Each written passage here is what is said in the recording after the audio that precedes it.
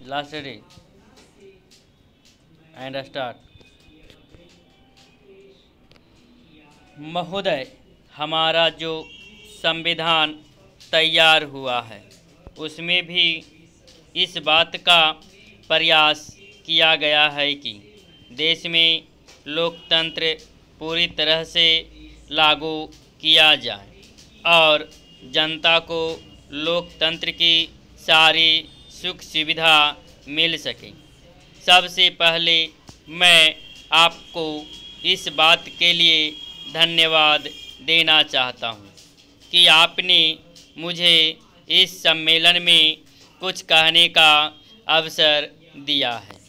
आपके सामने जो विषय आएंगे वे इतने महत्व के हैं कि प्रत्येक हिंदुस्तानी चाहे वह किसी भी काम में लगा हो उन पर कुछ न कुछ ध्यान अवश्य देता होगा।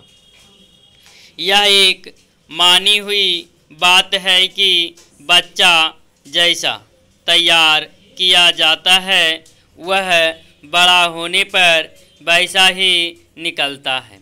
शिक्षा का काम यही है कि उसको अच्छी तरह से सुलझे तरीके पर तैयार करे और उसको इस योग बनाए कि उसे जिस किसी भी काम में लगाया जाए वह उस काम को कुशलता और सफलता के साथ पूरा कर सके। हमारे देश में जो शिक्षा पद्धति अभी तक जारी है वह नई नहीं है, बल्कि यदि मैं यह कहूँ कि वह 125 वर्ष पुरानी है तो गलत नहीं होगा। 125 वर्ष पहले जिस उद्देश्य को सामने रखकर यह शिक्षा पद्धति जारी की गई थी वह उद्देश्य अब नहीं रहा, पर शिक्षा पद्धति अब तक लगभग वही है। मैं मानता हूँ कि इस बात का प्रयत्न किया जा रहा है कि उसमें परिवर्तन किया जाए जिससे हमें अपनी आवश्यकताओं की पूर्ति में सहायता मिल सके।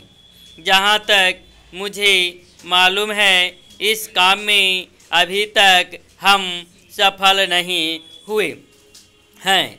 मैं तो शायद यह भी कह सकता हूँ कि उस शिक्षा पद्धति को बदलने में जो प्रयास किया जाना चाहिए था वह अभी तक नहीं किया गया है।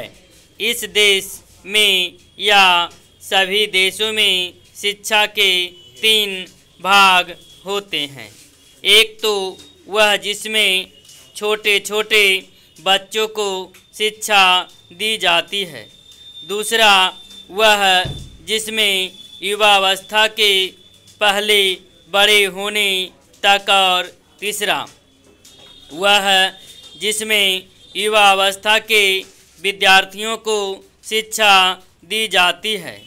इन तीनों भागों की शिक्षा पद्धतियाँ अलग अलग हैं, परंतु वे एक दूसरे से मिलती जुलती होती हैं और एक से दूसरे में जाने में कोई कठिनाई नहीं होनी चाहिए।